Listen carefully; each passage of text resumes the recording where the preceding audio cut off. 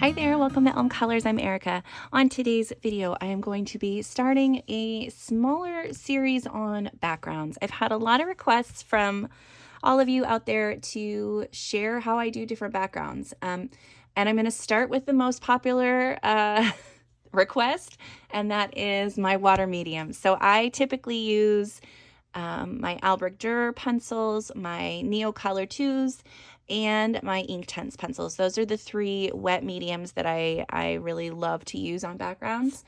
I'm going to go through and show you some examples. I've gathered quite a few. I don't need to go through all of them, but just kind of to give you an idea of the best books that they work in, the best kind of techniques that you can use.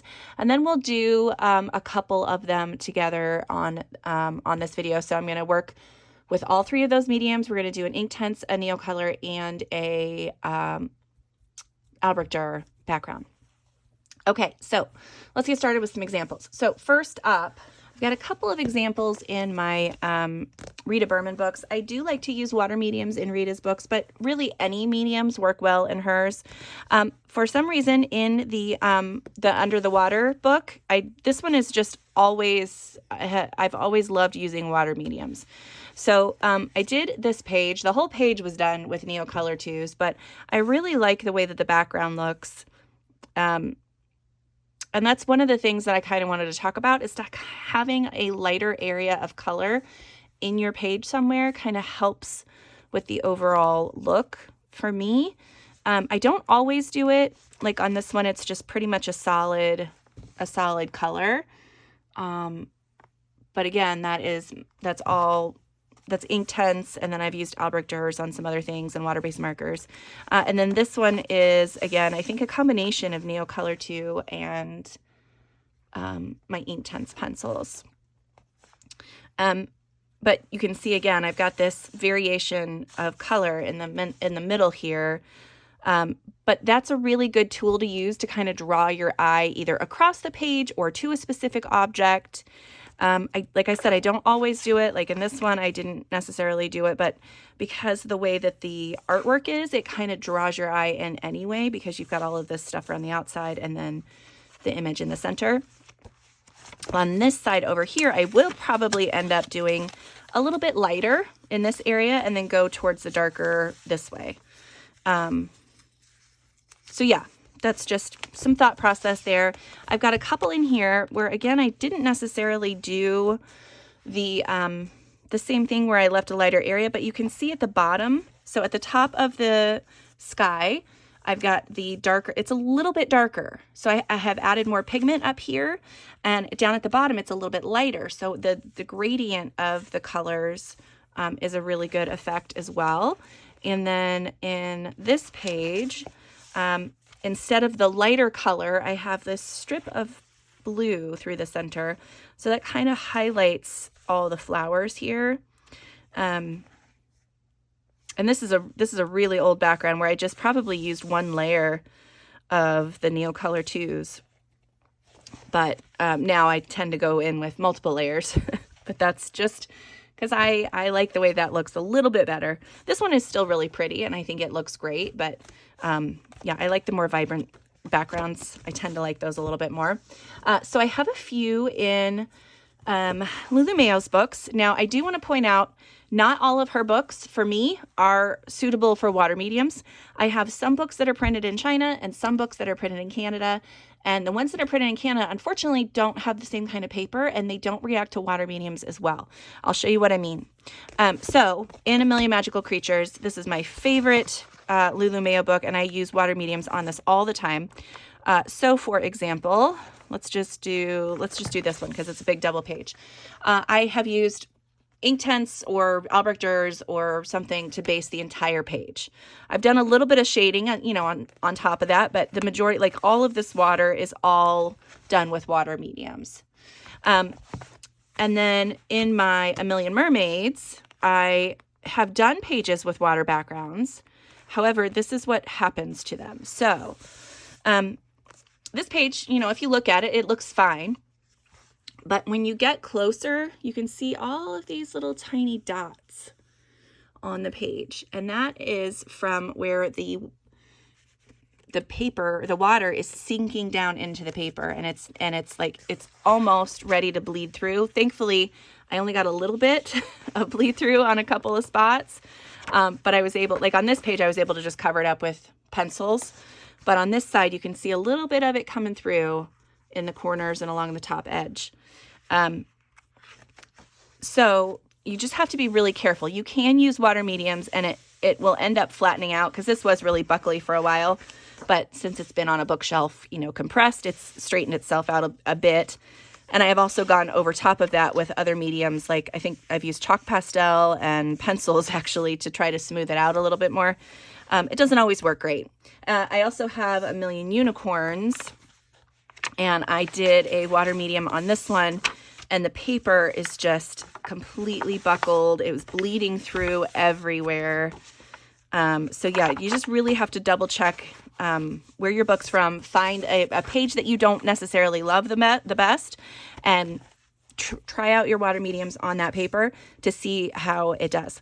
But for the most part, I can do water mediums on what am I trying to say? On Lumeo books. Goodness. So this page the background was all done with Albrecht Dürer's. And I really like the effect that gave. And I did multiple layers, and I did, I got just a tiny little bit of bleed through right there, right on the edge, but I might have used just too much water there. But it's a really beautiful effect when it's done right. I've used Inktense on a lot of, so this is all Inktense, this whole page. Let's see, I've got another couple that are just completely, this one's all Inktense. And both of these backgrounds were done with Albrecht Dürer's, which really turned out really cool. And then I've got a little bit of metallic stuff on that side too. But yeah, and then these ones, again, there's no bleed through for those. Well, that one doesn't really work. So different kind of backgrounds. So I really like to use, it's almost like a stippling technique, or like, and I just call it patting, because that's what I do. I just pat my brush up and down. But that kind of gives that, I don't know if you can see, it gives the texture to the watercolor. And I didn't used to do that often. So like for example, on this one where I've got this background, you don't see that same texture in there. It's just kind of a straight color.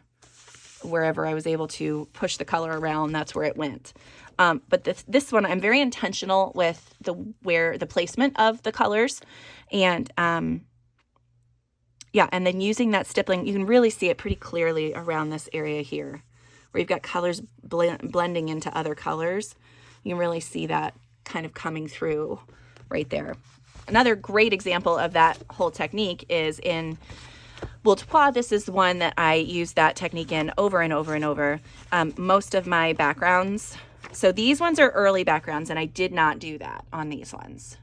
So there's an example of ones I did not do it on. And here are examples of ones where I did use that. The other thing that I really did on these ones that I didn't necessarily do on this is I left white space. That is a really big, it's been a really big help for me on my backgrounds. Instead of just trying to do solid color across the thing, you leave white space in areas, and it just looks better when you finish adding the color in. So this one, like for example, is just straight color, which it looks fine. This one is a couple of layers of color. The background on this one is where I left white space. And then you can see the difference between that one and that one where I didn't. Same with this one. So yeah, I really like to use that technique. I've got a couple more examples of some good stippling results. This page here, which I really like the way that background turned out. This is all Albrecht Dürer's, and the blends were really fun to create. I do really like that background a lot. In Midnight Masquerade, I have this page, which again, it's the same kind of thing where I left a lighter area through the center, and then have blended the darker colors in. You don't want to just do, I mean, you can, I was going to say, you don't want to just do this, but you can do anything you want, really. It doesn't, there's no rules with this. These are just tricks and tips that I found that helped me out a little bit. In Summer Nights, I've got a couple. So I have this one here. This is a combination background. So it's got a base of Neocolor 2s, and then I went on top of that with some chalk pastel to just darken it up just a little bit. Same for this one here. Again, I think either Inktense or Neocolor 2s in the background or as a base layer, and then I used chalk pastel in areas to really bring the intensity of the color up a few notches. I think those are a couple of really good examples that I have in my Hannah books. I have a couple in Luna that or one in Luna and a couple in Botanicum that I worked out really well. I don't use water mediums as often in these books just because the paper does crinkle up quite a bit, and it's frustrating when I go to color on the other side. But this one, I did really like the background. I just thought that was super pretty. Working from a reference is another great tip. I feel like if you have a reference image, that is always going to be helpful for you to know where to place your color. This one, I didn't have a reference, but I did have the color palette from this side, so I kind of knew that I wanted yellows in the center around the candle, and then to bleed out from there and get, you know, nice cooler colors up back here. And this one is almost constantly like layering colors. So I did a layer, let it dry, and then I came back in with another color, let it dry, came back in. So I think it's like 4 or 5 layers. And it's not like the whole page is a layer. Like I would come in, I would do all the yellow, and then I would come in and like do the whole thing, and then come in with the pink and just start stippling the color in all over the place. And then I would come in with the blue and I would start stippling the color in. So it just kind of builds as you go. And it is pretty quick still, even though it sounds like it's going to take forever. It goes fast. This is just straight coloring, and that's okay too. So you can see where I've got like, you can actually kind of see the lines going across, but this is just water-based medium. I'm going to show you where I have emphasized like the lines that you can make with those in a couple of recent books. So in Beauties and Beasties, Pop Manga Beauties and Beasties, I did the same kind of thing where I've emphasized the lines that were created. So I did have a reference image for where the color placement would go on this one, but I did my own thing with like emphasizing the lines. So you can see, I'll hold it up closer. You can see there are lots of lines on top of the color. And I just used the same color pencil. So the Albrecht Dürers are really good for this because you can use them wet or dry. But I went through and activated, like laid down the color, activated it with a layer, came in with another layer. I think I did 2 layers on that. And then as I was activating it, I was very conscious of the direction that my brush strokes were going. So I wanted this curve in the sky. So I made sure that when I was activating the color, I kept going in that direction with my brush. And then I came in with pencils on top of that and a white Posca in a few places, and just drew in little strokes. It's almost like hair flicks, and did that on that one. And then the other one that I did that in recently was this one. So you can really see some of the lines on this one. And I just think that it turned out really, really fun. So yeah, so I'm tempted to do something similar to that in one of my books. And I've got a couple of books that I want to work in. So we've got, you know, lots of different ideas in the mediums, the water mediums that you can use. And then, yeah. And then, like I said, I'm going to use the Albrecht Dürers, the Neocolor 2s, and the Inktense, and you can kind of see the difference between them. Okay, there is one other book that I wanted to share with you, and this is the Cute and Creepy Pop Manga book. I do a lot of water mediums in this book. This one was actually a lot of Inktense on the character and then Distress ink around the outside. But this one is all Neocolor 2s. These were both Neocolor 2s. This one had a little bit of Inktense and maybe Albrecht Dürer's on top of it too. But the backgrounds are mostly that. And then you can kind of see where I've come in and done, just added a little bit extra color in spots. And that really gives it that texture that you're looking for. That's an older one. That's not water mediums. Here's another one that's got a lot of that mottled kind of look to it. This one's all Neocolors as well, but this is when I was first learning how to use them, like very first. And so that's probably just like one layer, maybe 2 layers on a couple of these, but you can really see it's kind of patchy, and it's still, I really like the look of this page. This is one of my favorite pages in this book, but you can really see the difference. I did want to point that out too in my Mythomorphia.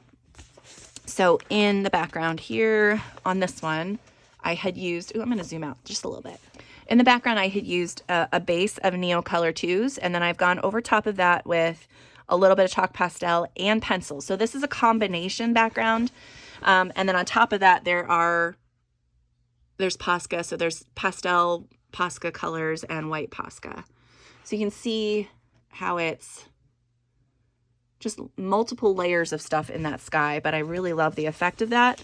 But when you first do your Inktense or your Neocolors or whatever it is, it's probably going to look similar to this. And like, this isn't terrible, but that's not the look I'm going for. This page is just one layer, and it's very light, and not a ton of saturation on that. Same with this one. I have 3 different colors on here, but it's really just one layer of Neocolors. And sometimes that works, and sometimes that's the look you're going for, and sometimes it's not. This is just a base layer of Neocolor so far.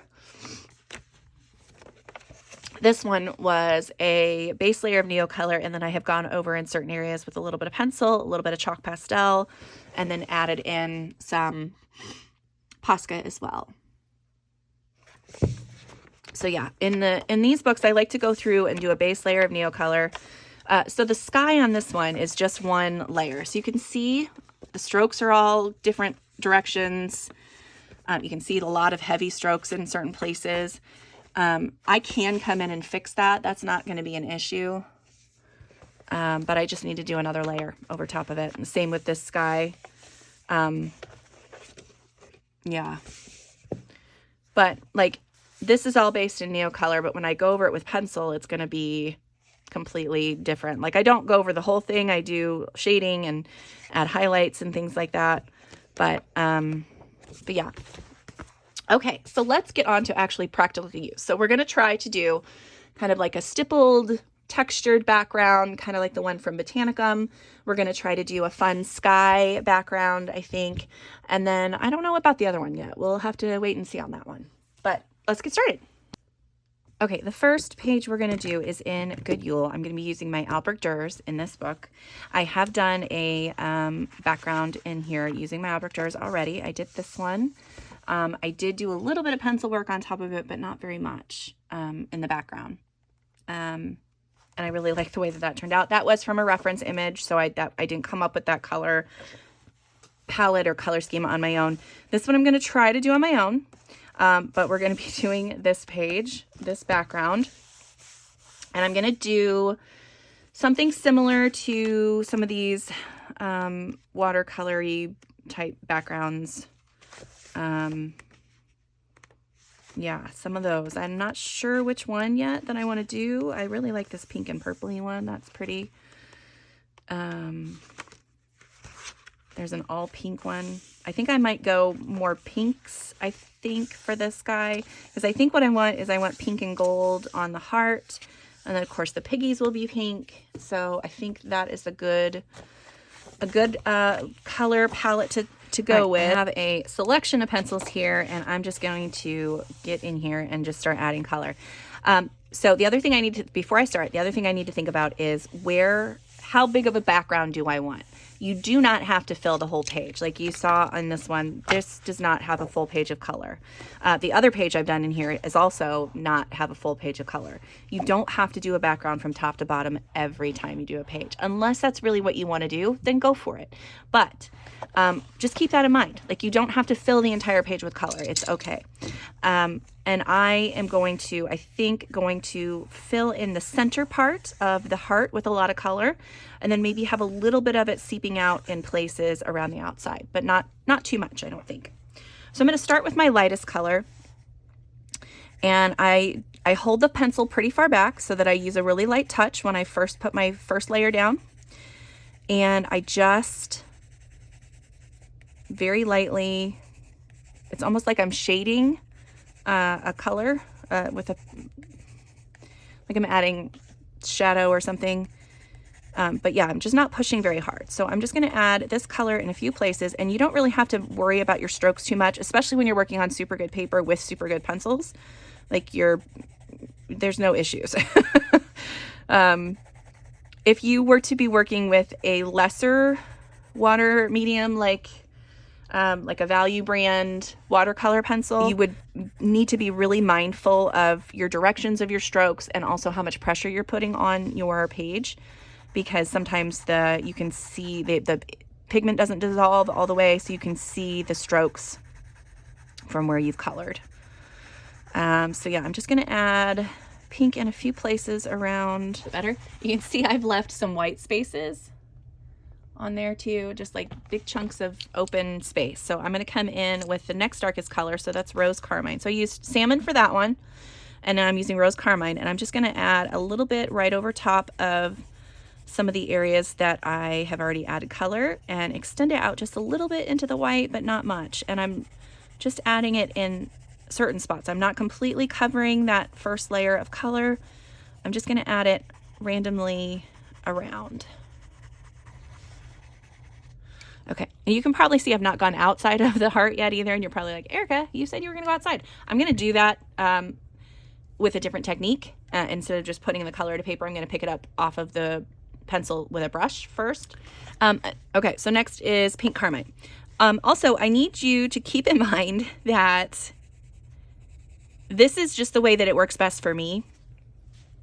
These are the tips and tricks that I found that had ended up, making my coloring experience a little more enjoyable when I did things this way.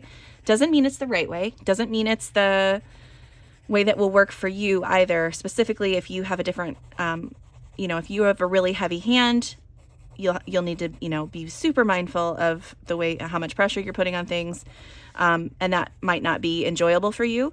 Like if you just want to come in here and add just a bunch of color, you go for it. You do you. That's what coloring is. You can just experiment and have fun and do what you want to do. All right, and I'm going to add in a little bit of this color. I do want, this seems like too much of an open space here, so I'm going to add a little bit more right in here. And I'm doing my best to avoid the image that's in the foreground, but if I mess up and go over a line here and there, I don't worry about it too much, because I just come in with my pencil and go over top of it anyway. Now, of course, if I'm using a super, super dark color, then yes, that's going to be an issue. But there are supplies out there that you can use. There's you can use like washi tape to mask off your stuff. You can use a masking fluid. You need to be careful with the paper though on that one, depending on what kind of paper you're using. It's not always appropriate. But I don't like to use that because it's just it's like I'm painting the whole thing before I'm painting the whole image, and I just don't want to take that extra step. So this is my lazy girl way of doing it, and it works okay. Okay, so then you want to find a couple of water brushes that you really love, or you can use a paintbrush with water. You just have to be really mindful of how much water you're adding to your paintbrush. But I found these ones are good for me. So I have an Arteza push button that has like a little bit thicker tip, so I use that a lot for backgrounds. Then I have a Pentel, I don't know, Pentel something, but it's got a pretty fine tip, and I use that one a lot for good details. And then I have this Derwent push button one as well. It's got another fine tip, again, really great for smaller details. So I switch back and forth between these two. just depending on my mood, because I don't necessarily love how this one feels in my hand. So that's really the only reason why I would not use it on occasion. But so yeah, so I have my color down, and I also have a blotter cloth. So I typically, if I'm using it not at my desk, I usually have a paper towel or something like that that I can quickly clean my color off of my brush tip. But down here I have a couple of cloths that I use. So I am going to start in the lightest area and move towards the darkest. So on this one, for example, there's a whole bunch of white space. Did I get water on here already? I did.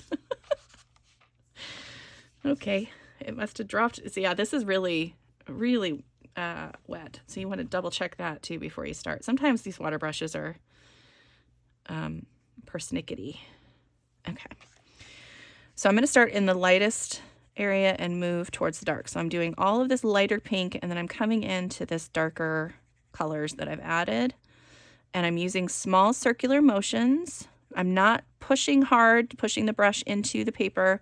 And then when I'm done, I'm going to pat the tip of my brush out to kind of just spread the rest of that color out.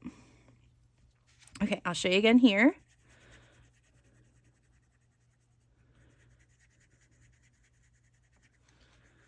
You can see I pushed a little too hard on some of the darker colors, and they are not wanting to dissolve completely, but that's okay. Just keep working at it. This paper can take it, thankfully. Okay, and then I'm just patting that color out into the white area a little bit. Okay, so yeah, I'm going to keep going around the heart, and I will talk to you again here in a second.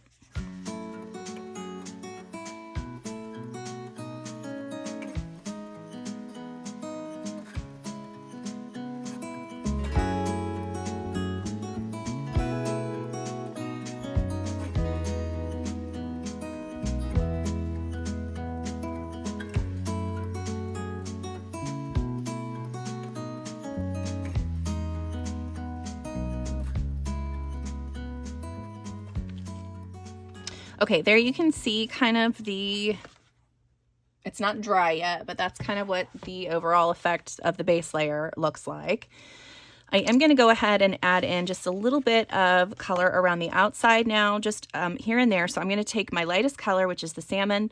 I'm going to use my water brush and just take the color directly from the tip. You want to protect your page when you do that. I've had multiple times where I've accidentally splattered color around. So you just grab color off the tip. So I've got some color on there now. So, and then I just go through and I pat. Sometimes I use too much water or too much paint. It does that. That is a little more than I was going for. Hopefully it'll dry a lot lighter. And I'm trying not to be, I don't like symmetrical things a whole lot. So when something is symmetrical, I do my best to make it not symmetrical. I don't know what it is about my brain that needs it to be that way, but you know, if you prefer symmetry, go for it. But it's just the way that I like to do things. So yeah, that's a way darker area than I was hoping to do. But that's okay.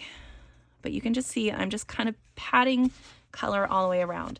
So the color on the inside of the heart has those other colors mixed in. So that is going to come in to play in a little bit. I just wanted to get this base layer color kind of out here. I always like to start with the lightest color just so that I have a base to play on. And you can also see that I tried to make things come out at different distances from the center image. I don't want it to be equal anywhere. That's just in my brain. It just works best for me when everything is its own entity. I don't know. Yeah, I really don't care for symmetry a whole bunch. All right, so to see if your page is dry, you can use your fingers, and if it feels cool at all, it is not dry. So what I'm going to do is I'm going to grab a heat gun, and we're going to speed this process up. Okay, so there is the first layer. And when you're using a heat gun, just a couple things to remember. Don't keep the heat in one place for too long. And also use the heat gun on the front of the page and the back side of the page just to kind of keep it from completely buckling up and curling up and all that stuff. So yeah, so this is where we're at. We're going to take some more time to add some more stuff. I'm going to start with this rose carmine, which is like the middle, it's like the second darkest color. And we're going to just pat some of that into the background. So again, you want to try your best to protect your surface as you're working, just so you don't make a mess. I often make messes, and you know, sometimes it works and sometimes it doesn't. So I've picked up some color from the tip of the pencil. I've got a lot of water on here for some reason. And then I'm just going to pat the color into the page. I'm trying to stay in the darkest areas as much as I can, and then I'm going to extend that color out just a little bit into the white areas. Okay. So hopefully you can kind of see the difference between this corner and this corner, like how it just kind of blends a little bit better into the white. And I'm just going to keep going around the heart, doing that.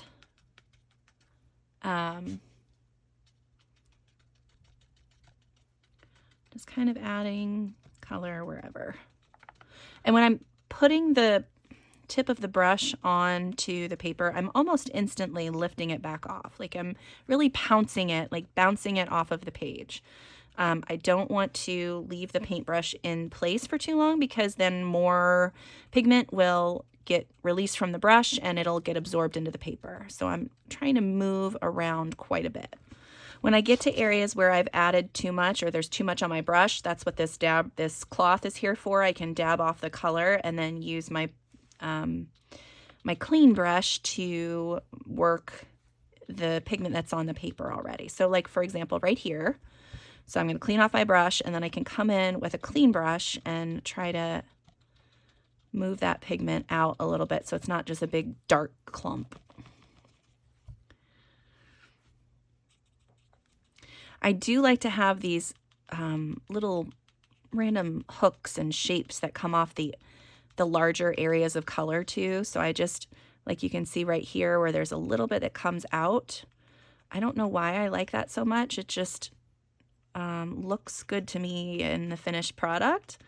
So I tend to do that quite a bit,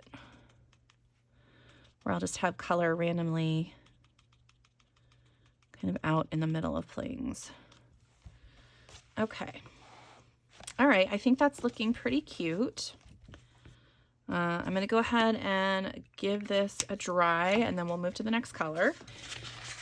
Okay, I want to show you that even with this really good paper, your page is going to be buckly. So I don't know if you can see, there's a little buckle right there. And then on the back side, you can kind of see, depending on what angle we hold it at. Yeah, so there you can see like the divots in the page. That should even out as we color on this paper. But it might not. And that's just because this is not watercolor paper, so it's just kind of what happens. The thing that you can do is there's different ways that you can do it. I've seen people iron their pages. I'm not about that. That's just a step that I just don't need to take. But I have done before where I've really wrinkled the page, and I have laid like heavy books on top of it to kind of help flatten it out, or over time they just end up flattening out pretty well themselves. One page that let me show you that. Hold on. In Botanicum, I had a page that early on I had used some water mediums on. I thought I'd ruined it. And you can hear it is super, crinkly, but when you look at it, it's okay. Like, it's not terribly buckly that it just doesn't look like a good page. And then I have colored on the back side too, and that turned out all right.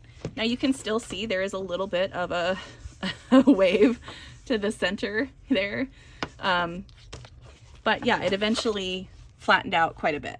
So don't worry about things is the whole point to that story.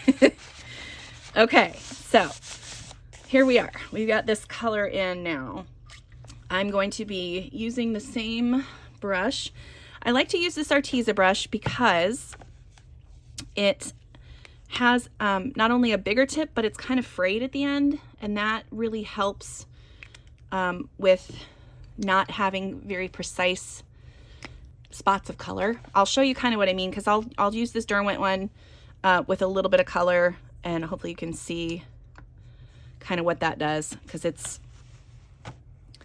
a little bit of a different effect. But well, this one's actually working pretty well. But you can get like these tiny little weird lines. And I just like the bigger brushes just because I don't know, it's softer. It's a softer look. Maybe that's what it is that I like about it. It's not such a harsh little dot. This one's actually working pretty well right now. In the past, I've had some issues with that though. So yeah, I'm just adding the next darkest color. So this is the pink carmine. And I'm not going to use as much of this as I did with the rose carmine. I'm just using a little bit less of this. And I might not come in with the darkest one that we used either. I might just leave that just to kind of where it's at as of now. Like, I don't need to add all of the colors back in. And even though it's a lot of steps, like you do repeat things multiple times, it goes really fast. Especially if you have something to help you dry your pages in between. All right, and then I'm going to go back to the first color, which is this salmon color, and I'm just going to add some more of that in with my big Arteza brush, and I'm just going to extend it past the edges of the big clumps of color that are already in here. So we're just going to randomly add in. So I just don't have, like, I still want some of the white, but I don't want it to be quite as stark. While that inside is drying, I am going to add some of the rose carmine around the outside a little bit. Okay, so I think that about does it. I will be adding in some white Posca, which I will probably do here on camera with you guys really quick. I'm going to do a little bit of gold. So I'm going to do this whole outline of the heart in a metallic gold sparkle pot pen. When I saw this page, I really wanted it to be like pinks and golds or red and gold. I knew I wanted gold on here somewhere. So I think that that's going to be a cute addition here. That was another reason I wasn't too concerned about the around the outside of not getting stuff on it, because I know I was going to go around it with gold. But you can kind of see how that'll look there. So I'm going to finish that off. I'll be right back with you guys. Okay, so there is the gold done around the outside. I think that looks really cute. Now I'm just going to add in a few dots into the background. So I'm going to use my white my white Posca pen. I don't use gel pens because sometimes the tips of them don't give me a good circle, or it's too thick sometimes, and I prefer the Posca pens, but you do what you're comfortable with. So I'm just going to do like a larger circle, and then I'm going to dot some circles around. Now sometimes with the Poscas, since it's a water-based paint, it will pick up color from underneath. I have not really had that be an issue with the Albrecht Dürers, but it is a possibility that you'll kind of have to keep in mind. I've definitely had it happen on like my Prismacolors. It really will change the color of the Posca, and water-based markers are another one that I have had some issues with. But my Albrecht Dürers, and of course, Inktense, it doesn't happen at all. So that's really one of the best mediums to use with your Poscas. I just feel like that really helps. So when you do your bigger dots too, try to make sure that they are pretty circular, because sometimes you end up getting wonky circles and it just doesn't look great. So yeah, I just go randomly and I add dots to the page. And then sometimes I will come in with some pencils, that like the same Albrecht Dürer pencils that I just used to do all the watercolor, and add in some darker dots in places. I'll show you a couple of those too, just so you can kind of see what I mean. I'll use this rose carmine pencil first, but I've got a pretty good sharp point on it, and I just had a wet finger, so that tip is wet. Maybe that won't be the best one. We'll try it. I just want to make sure I don't have any on my hands so I don't get it anywhere else. Okay. Yeah, so then I'll just pick a few spots and randomly add a few little circles for that color, of that color into.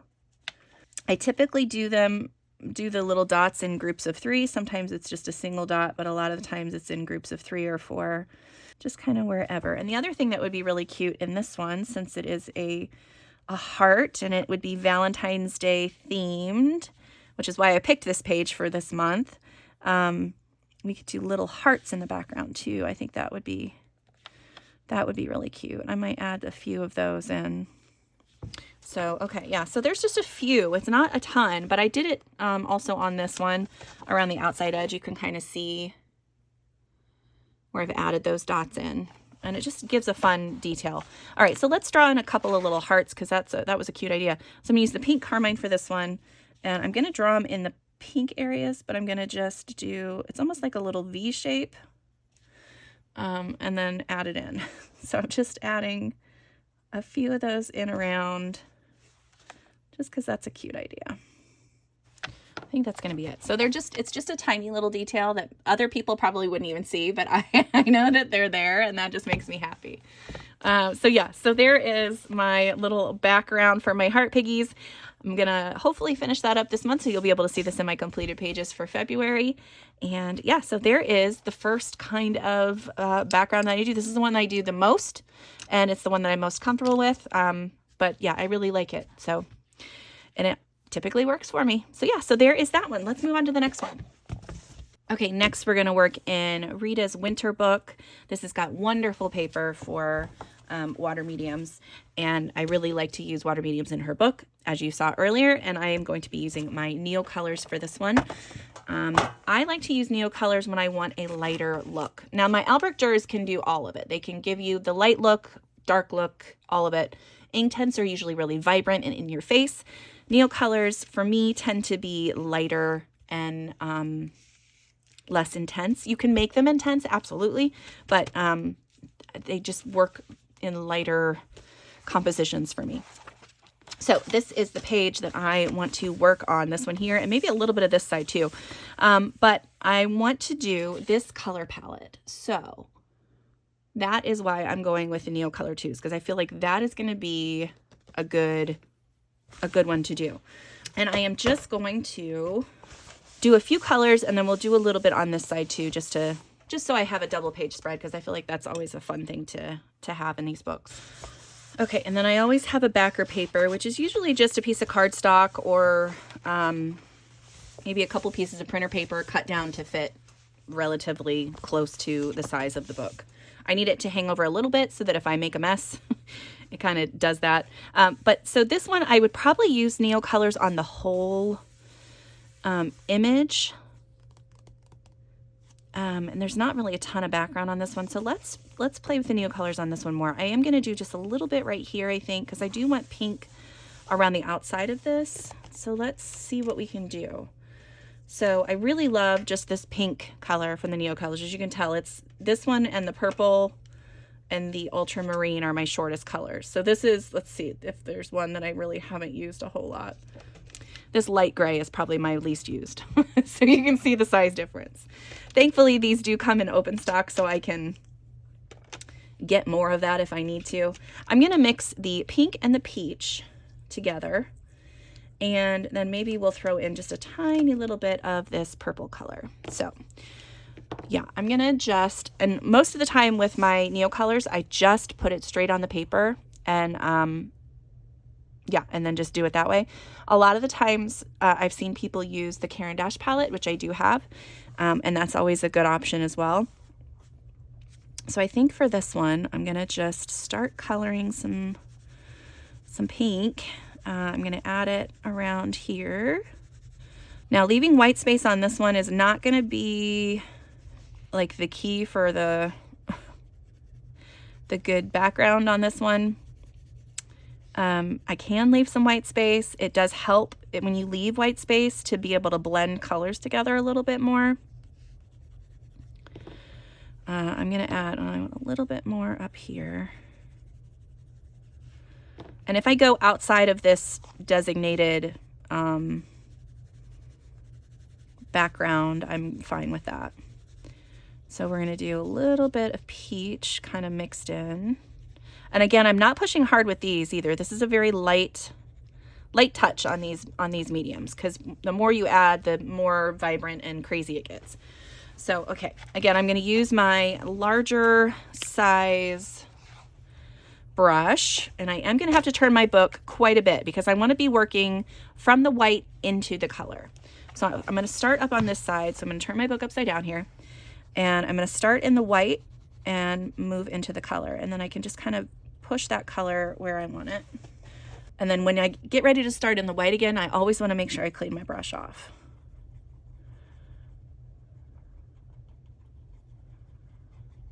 And then again, when I'm getting ready to move into another color, I can pat that color off.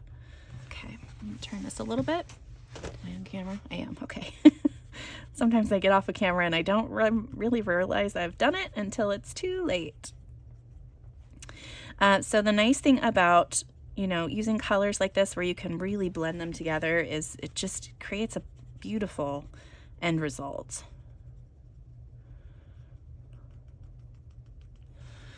Okay. So some tips that I have for just backgrounds in general, when you are struggling on what to do with a sky, for example, just remember it can literally be any color that you want. It does not have to be blue. If you're tired of coloring blue skies, that's okay. You can do a sunset sky. You can do, the sky ends up being every color in the rainbow pretty much. So you can really get away with a lot before people are like, that's not the color of the sky. So I've done pink and orange skies. I've done green skies, purple skies, of course, blue skies, black skies. I've never done a brown sky. That's maybe that's one that I haven't really done before, but I feel like it's one that you could get away with. All right, so while that's drying, I'm going to work on this side. I'm going to add these colors in here. I'm going to use a little bit more pressure on this side because I want the color to move a lot more. I want to fill this page up with a little bit of color. I am going to bring in, I'm going to leave some areas and maybe bring in some of this like bluish gray color. If I can figure out how to get that. I like that color too. All right, so I'm just gonna start coloring and we'll see what happens. So this is kind of how I would approach a galaxy sky too. Like I would have different areas of color kind of laid out like this, and then I would come through and blend it all together. But you want to leave white areas for sure with the Neocolor or with the galaxy skies. Yeah, where else do I want? I want a little bit more pink, I think, down here. Okay, I like that. We're gonna attempt to use this color. So this is Prussian blue. It's pretty bright. Maybe I shouldn't use this one. Maybe I should use the sky blue. Let's try that one. This is gonna look more purple. So maybe the light blue or the turquoise. Turquoise it is. Turquoise. Okay. And I'm just gonna, wherever the pink is, I'm just gonna add very lightly just a little bit of this turquoise blue. And I wanna make sure that that does not blend with the peachy color because it's got a really orange base, and that's not going to make a pretty color when you blend it. So color theory is another thing to kind of keep in mind when you're doing these kind of pages that, you're blending things together. You just don't want to make it look awful. Okay, I think that that's good. I'm just going to come in and activate that, and we'll see how it goes. So you can really see what happens when you start to move into the other color. you're going to pick up that other color, and then you just want to make sure that it blends back into the color you were just using really well. And the best way to do that, I've found, is by using that patting motion. Because then you don't just get like a straight line across, you get this nice flow of color. That blue's not going to be visible hardly at all. All right, we're going to start on this one.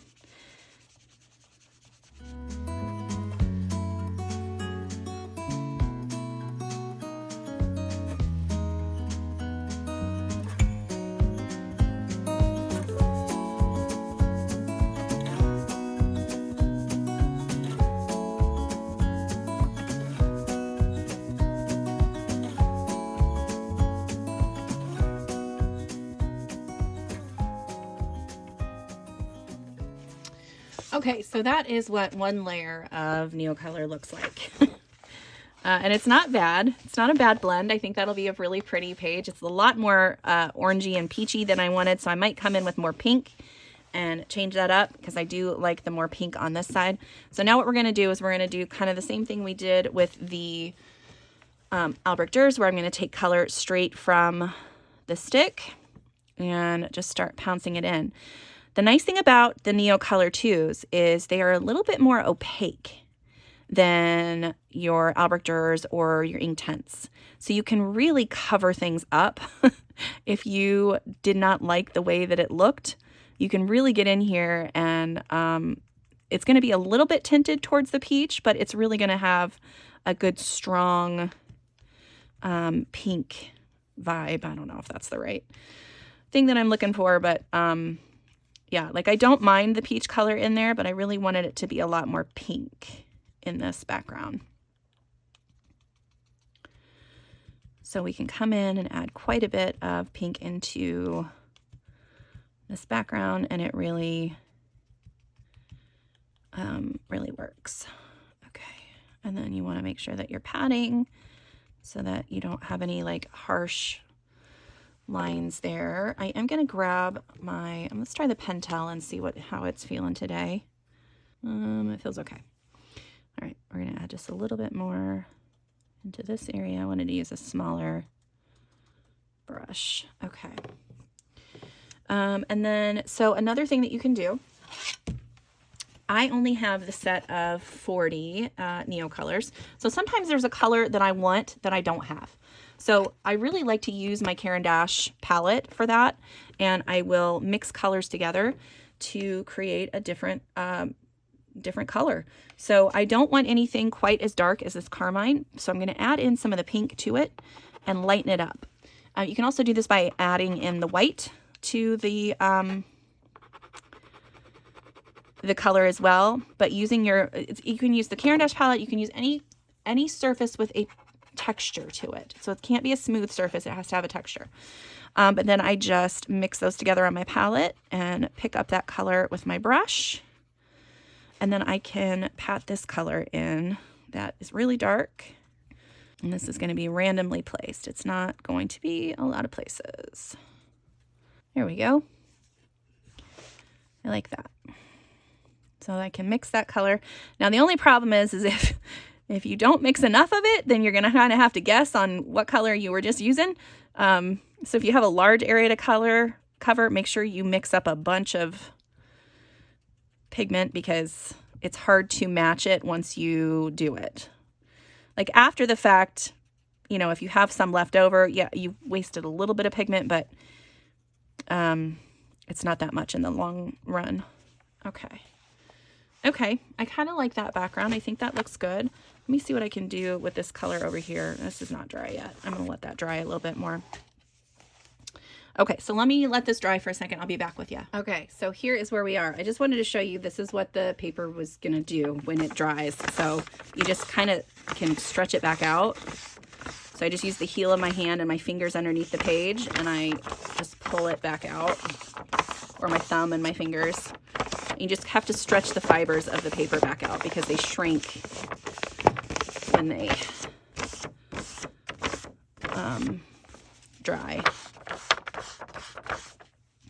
Sometimes that'll help with the buckling too on most pages, but usually just on really good paper, that's really the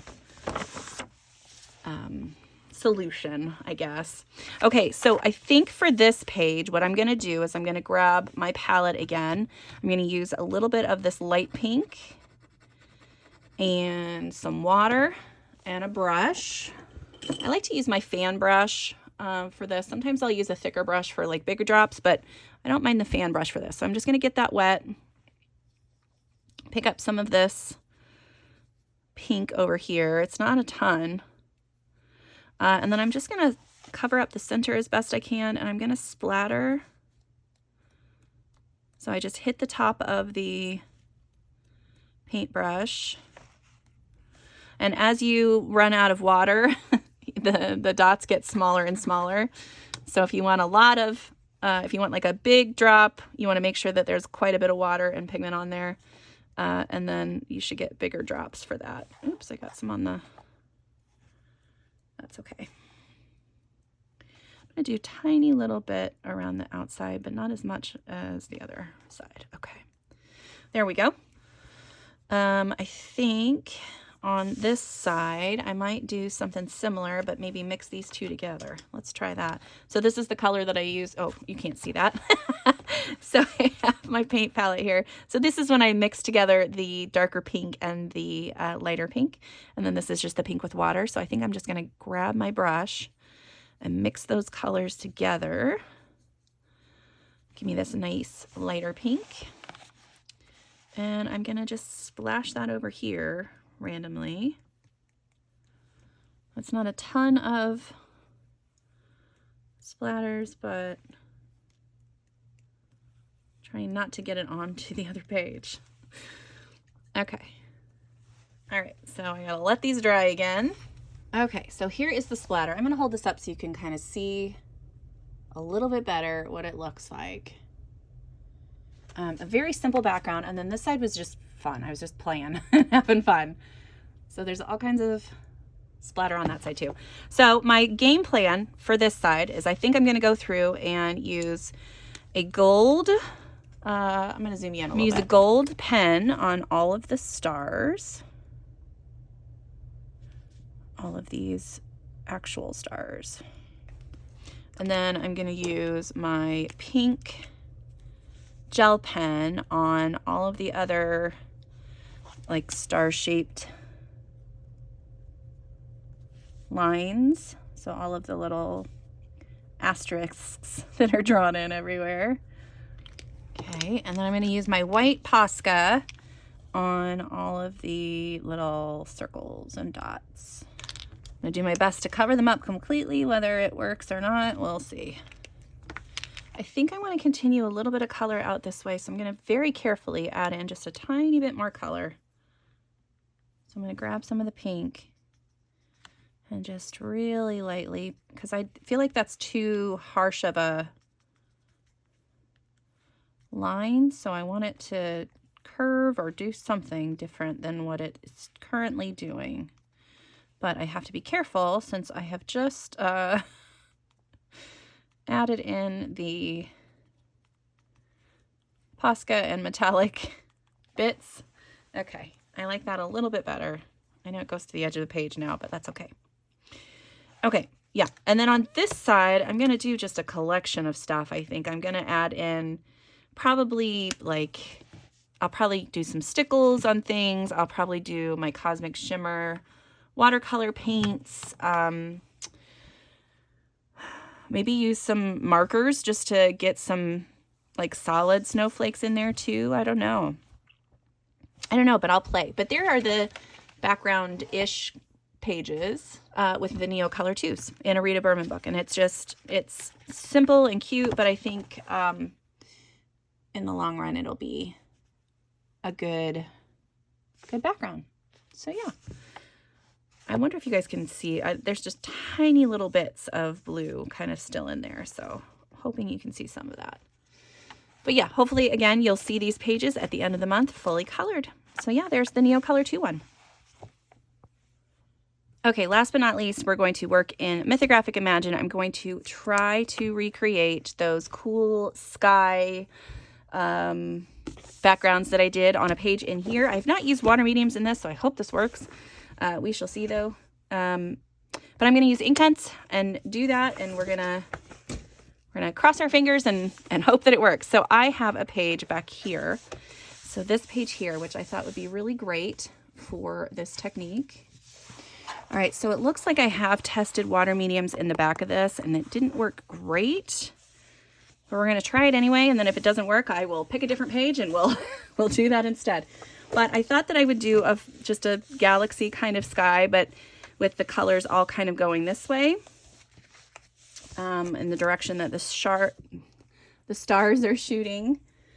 So I'm just going to grab a few colors really quick. Okay, so these are the colors that I have grabbed that we're going to attempt to play with today. So I have carmine pink, deep violet, thistle, peacock blue, teal green, and dark aquamarine. So hopefully these will work for me. And in my head, I've just tried to map out where I want the colors to be.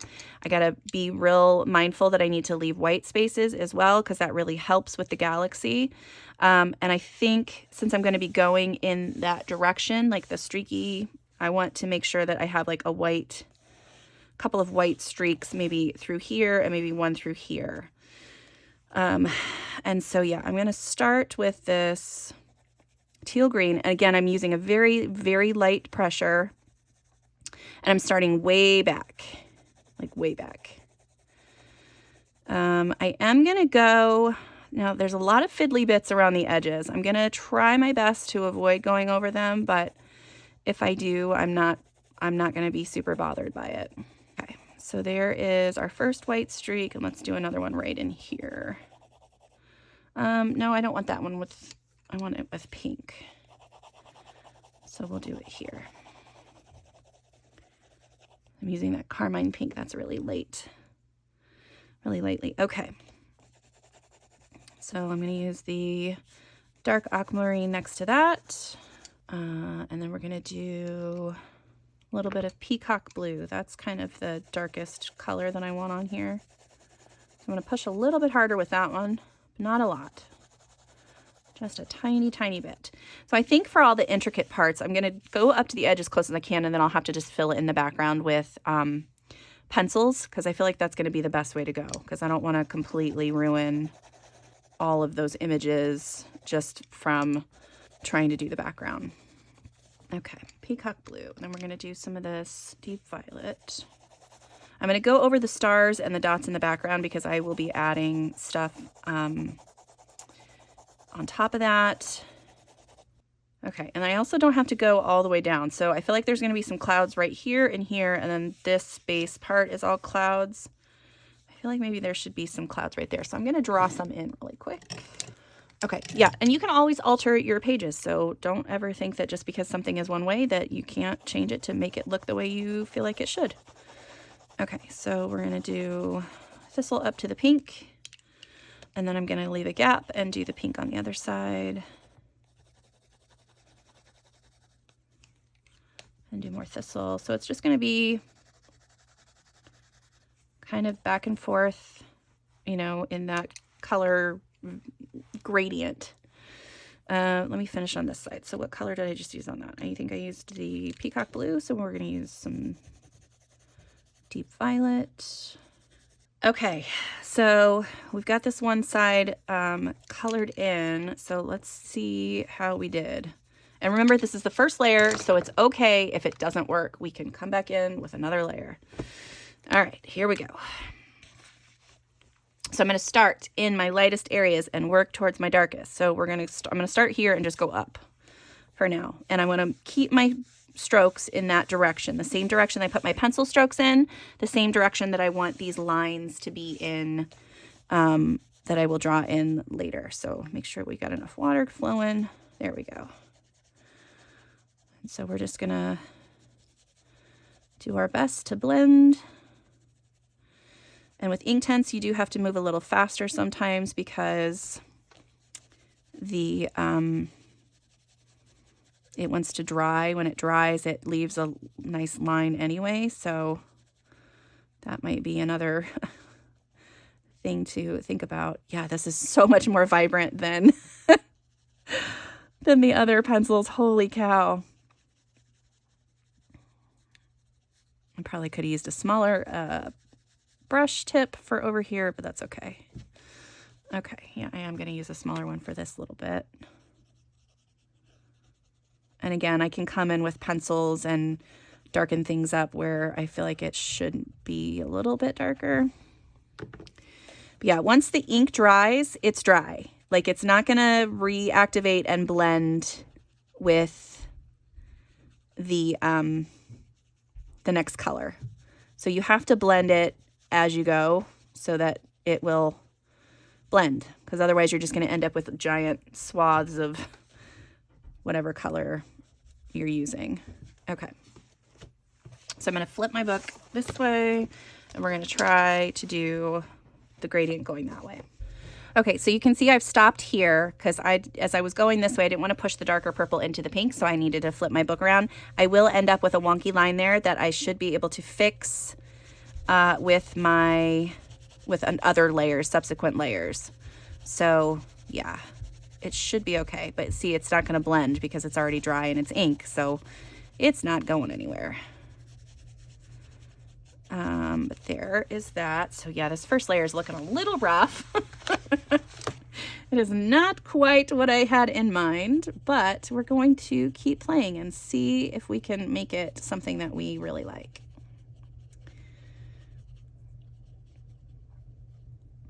All right, so the parts that are the most aggravating right now is that you can see a lot of the lines from where I have colored. Even though I used really light pressure, it still kept the lines in there, and that just might be this paper.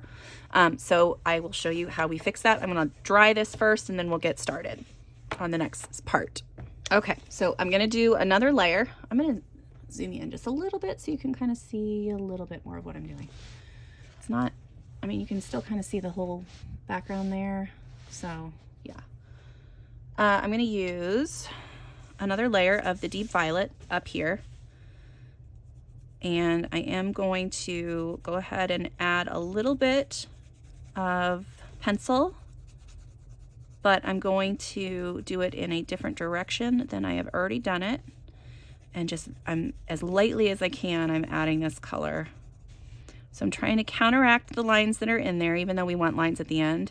But just for, you know, future reference, if you do an image where you don't want the lines in, this is probably a good way to do it. And we're going to overlap this blue color a little bit so that it will blend a little bit better. Okay, I'm going to use a different brush for this. I'm going to use my little Pentel brush, and we're going to start in this one.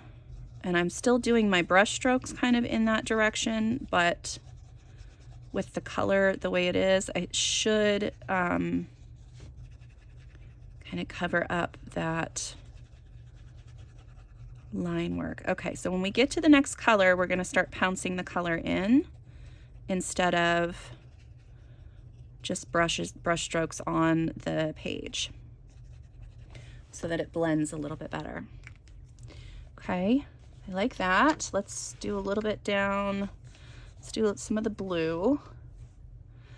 So this one, what I might do is use my palette again, just so you can kind of see the difference in the vibrancy. So I'm scribbling on my Caran d'Ache palette right now, so you can see that there. And then I'm just going to pick it up with my water brush. So I'm just grabbing the color right off the palette right there, and then we're just going to come in and paint.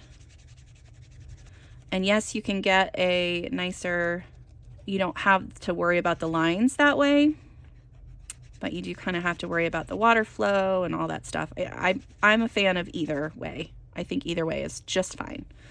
And you get quite a bit of pigment with either way you do it. Now, keep in mind that the more water that you add to your pigment that you've put on the palette, it will get more watered down, so it's not going to be quite as vibrant as what you've got on the page possibly. But that is the fun thing about Inktense, though, is they're so vibrant.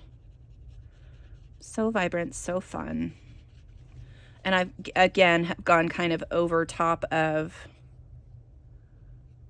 the purple. So I'm overlapping colors so that as I go through and add more color that it blends. So when I get into this teal area here, I'm going to use just a little bit of this color here and kind of pounce the color in that way.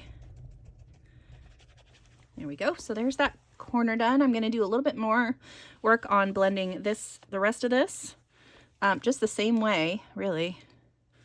So here's the teal. And the nice thing about these, since they are one-sided, you don't have to worry about bleed through, because this will probably bleed through a little bit. I can also come in and add some color in the areas where I didn't think I was going to get any. I'll use a little bit of this color.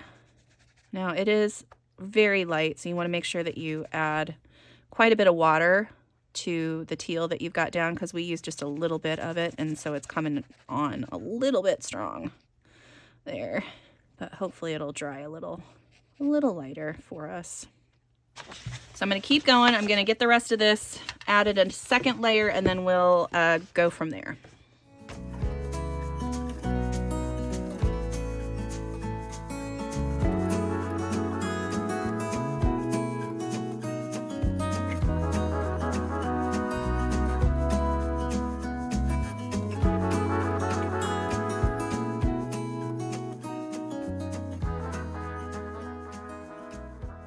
Okay, so here is where we're at after 2 layers and a nice drying of the page. It is pretty crinkly, and it did have some bleed through because I used a lot of water in a couple spots, but since it's single-sided, I don't have to worry about it. Now, I have tried to straighten it out as best I can, but it's going to be a little lumpy, and we'll just have to deal with that as we go. I have grabbed an array of polychromos pencils to hopefully match the colors a little as best I can. It doesn't have to be perfect, but I just kind of want you guys to get the gist of what is happening here. So I'm going to use the blue violet on the darkest blue, and I'm just going to randomly draw in lines.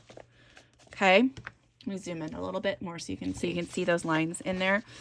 I might use a lighter color for that one, actually. Let's see what this one looks like. So I'm using purple violet instead. Yeah, I like that better. And then I just did like a few strokey lines across there. So maybe I should do a different one for this then too. I'm going to try a combination of the Delft blue and, blue violet and ultramarine for this next section. So I'm going to lightly use the blue violet to draw in a few lines. And then I'm going to use the ultramarine to draw in a few more. Okay. And then we're going to use a few of the ultramarine down into this section. And then we're going to use the cobalt turquoise to come up into the blue just a tiny bit, but then also start to come into that teal color we put down. Okay, and then the next one I'm going to use is the light cobalt turquoise. So again, you can use any colored pencil that you have that matches this background color. I might use a little bit of this poor little tiny pencil. This is the cobalt. What is this? This is a cobalt green. So it's so little, but it's kind of matches that color a little bit better and is easier to see.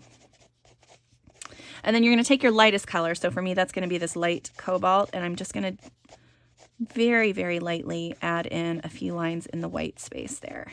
All right, so we got that. So I'm going to do the same thing going down this way too. So we're going to start with the light cobalt. Then we'll go to the cobalt green a little bit. And it's just lines going across. It's a fun, quick, easy background. It just takes a lot of supplies because you have to have pencils and water mediums that match. Like I said, it's kind of like just doing hair flicks, but you're doing them in a straight line across the page. And we're just going to do very light ones into that center white area. I might use a Prismacolor white to make sure that stays pretty white. You can also use your Inktense to reserve that space. So you can put white there and it kind of helps keep it really light, even if you do accidentally get some color in there. So I'm just holding my page flat when I do this too. That's why I have both hands on the paper. Okay, so there's that. That's that one step. I am going to go ahead and grab my Prismacolor white and just come through this center section with a nice Prismacolor white. Make that nice and white. And then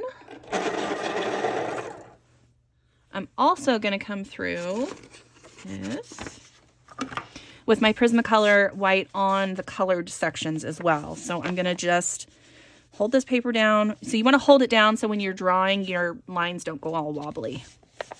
So I hold this down and I'm just going to just add in lines across the color that I am doing. Oh, sorry.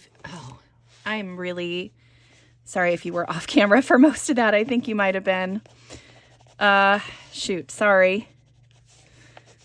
Well, I will scoot this down as we go, but you can kind of see it was the same process all the way through. I'm so terrible at remembering that. And it works best with the Prismacolor white. I have not tried it with other whites because the Prismacolor is such an opaque pen or pencil that it just tends to work the best that way. Okay, so next thing that I would do is I'm going to come in here with my Posca and start covering or doing like the stars and snowflakes and the shooting stars and stuff that are on here. I'm also going to go ahead and add in some extra stars too. So anywhere where I feel like I want just a little bit extra, I'm going to add in a few. Okay, so there is the background, half of it done, and that's what I would do, just the same thing on the other side. So you can either have the colors like curve, so you could have like it go in the same direction as the shape of this leftover planet. I like the idea of it coming in the direction of all of these stars that are falling as well. So I think that I'm just going to keep mine going in that direction. But that's what it looks like. I think it looks really cool. I'll hold it up closer so you can see.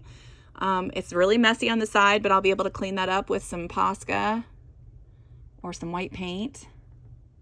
Or black paint if I want to go around the black and then black out the edges. But yeah, it's a very chunky, segmented, easy background to do. And doing it in the sky or with like any kind of space sky or night sky. I have not thought to do it with like a day sky. That might be kind of cool too. But yeah, I just think it looks neat. So yeah, so that is it, guys. Those are the three backgrounds that I thought I would work on. So we've got this one with the Inktense. We have these ones with the Neocolor too. So I think that'll be really pretty. And then we have our beautiful little piggy heart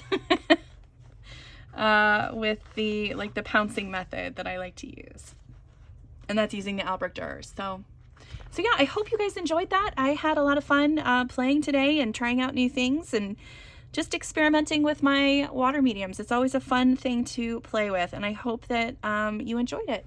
So yeah, thanks so much for being here, and I'll see you next time. Bye.